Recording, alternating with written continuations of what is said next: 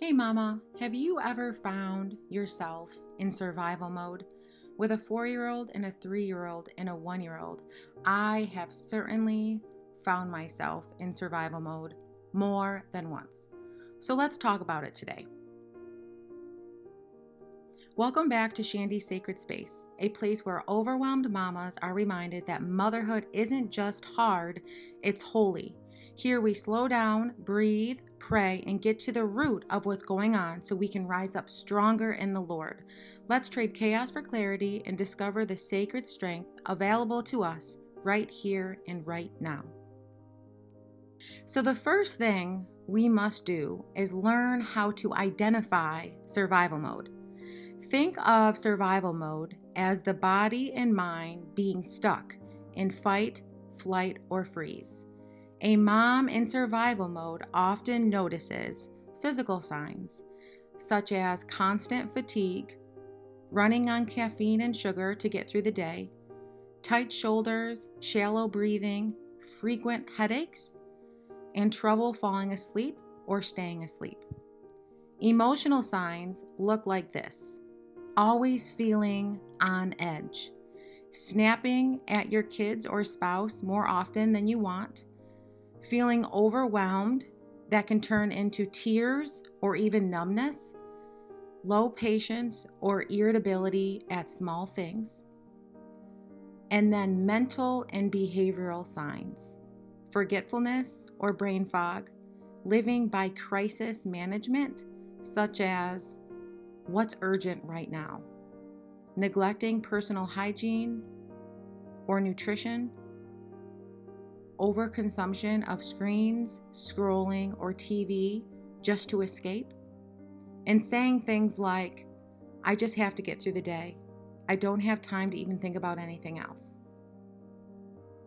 In Matthew 11:28, Yeshua invites the weary and burdened to find rest in Him.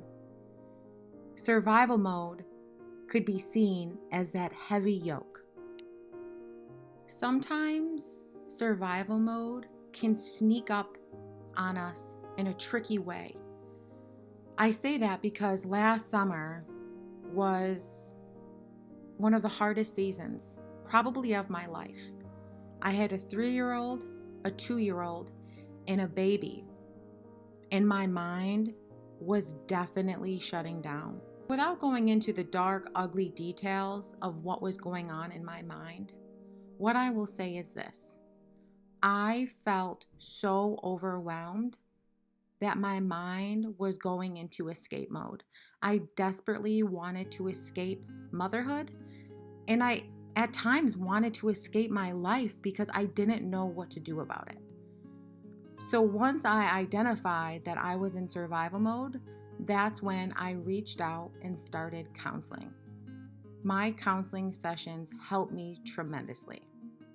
When I found myself in survival mode, just desperately wanting to escape, I was exercising every day, I was eating healthy every day, and I had quiet time every day. And I still reached this place of desperation. So I want to share with you specific things that you can start doing now if you find yourself in survival mode.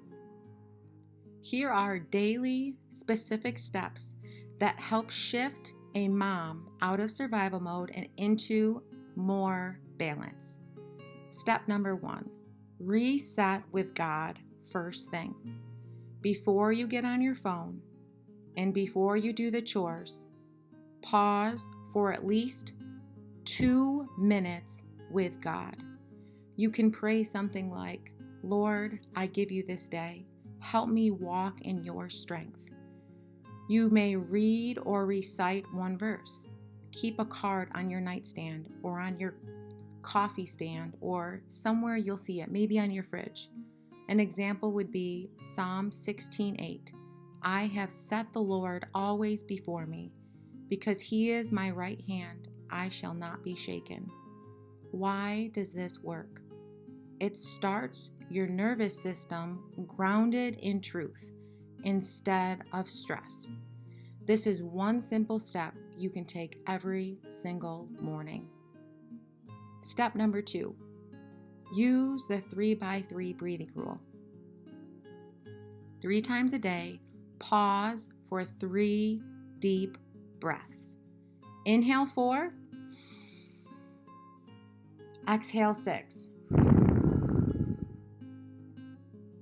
You can start with 3 times a day, but you can do this as many times as you need.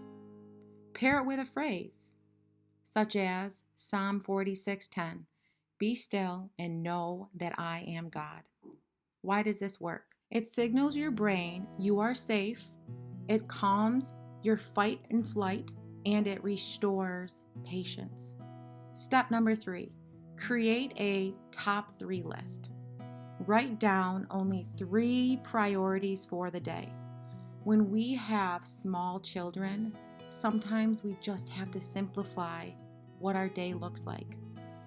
Instead of a long, overwhelming to-do list, if you are in the thick of it with little children, write down 3 main priorities for the day.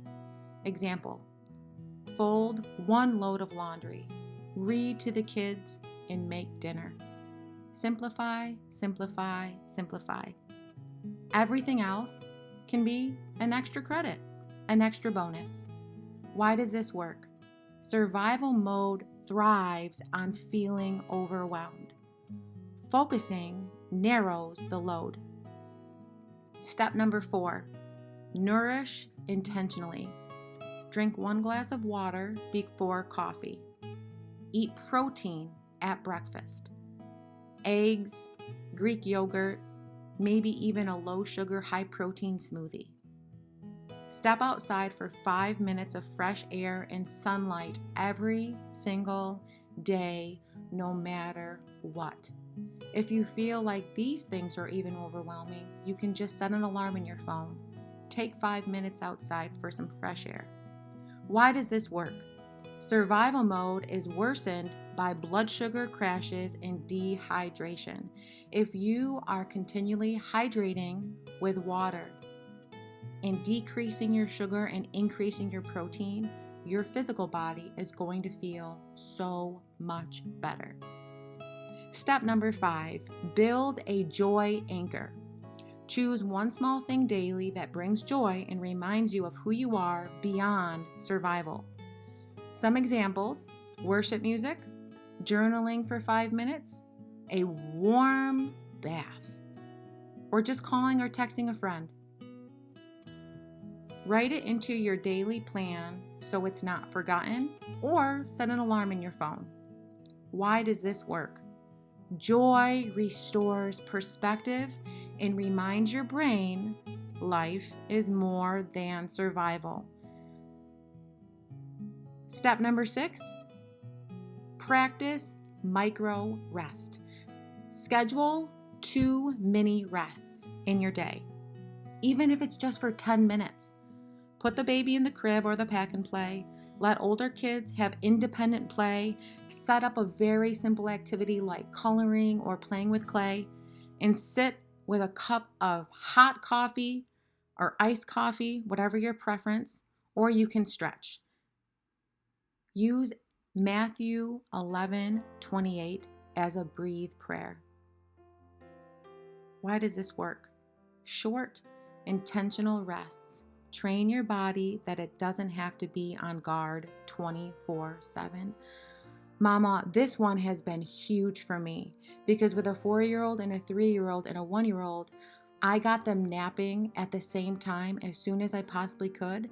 And throughout the day, we always have quiet, independent playtime so Mama can get a break. Step number 7, ask for help. This one may be the most important step that I share with you today. Ask for and accept help. Identify 1 task this week you can delegate to your husband or to your child, or even with another mom. Give yourself permission not to do it all. Mama, we were not created to do everything. I had to humble myself. I had to acknowledge what I was capable of and what I was not capable of. I had to stop. I had to have heart-to-heart conversations with my husband to share what I was going through while also listening to his advice and his encouragement. I had to ask my husband for prayer. I had to reach out to my family and my friends for help and for encouragement and for prayer. And I prayed and asked God to send me help. And you know what He did? He opened the door for us to have babysitters. There is no guilt. There is no shame. Mamas, if you have a baby or multiple small children at home, do not reject help. Be receptive of all the help you can get, especially if you think you are in survival mode. Galatians 6:2. Bear one another's burdens and so fulfill the law of Christ. We need a village. We need our family and friends. We need to ask for and accept all the help we can get. It is okay, Mama. It is okay to receive help during this time, during this season. So why does this work? Survival mode keeps you isolated. Receiving help breaks the cycle. Survival mode is not your forever, Mama. Your nervous system can reset and your soul can be refreshed. God doesn't just want you to survive motherhood. He promises strength and peace and joy in the midst of it. With small, consistent daily steps, you can move from survival mode to living fully present in the calling He's given to you. I hope that this video was so encouraging to you today. Please like and share it with another mama who may be in need of some encouragement today. And please know that everything I've talked about in this video is in the description below. Do not hesitate to reach out and get the help you need. You've got this, Mama.